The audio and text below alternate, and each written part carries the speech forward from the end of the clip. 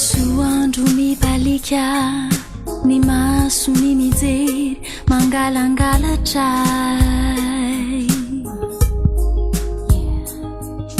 Tsy fantatro izay dikany fa tô miherihery kanefa kutosavay.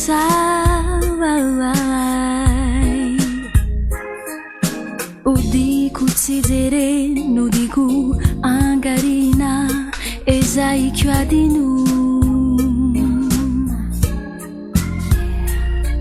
Fa miheriky mankany ny masoko varina miandry ny hoantsona.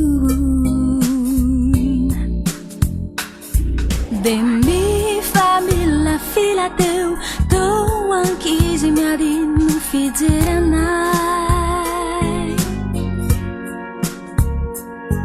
Kanefa angeny fonay de mifampitady efa may de may.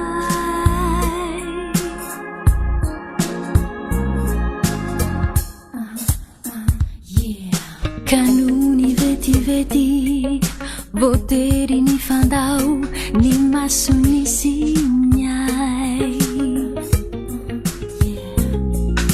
Tô banga vetivety izao tontolo izao verivery ny fanay.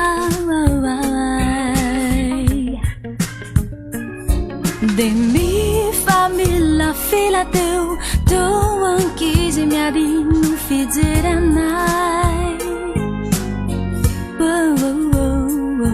Kanefa angeny fonay de mifampitady efa may de may. De mifamila fila teo les fous mifampitady. De mifamila fila teo ni fous mifampitady. No, I can't wait much longer. Yeah. De mifamila fila teo tô ankizy miady no fijeranay.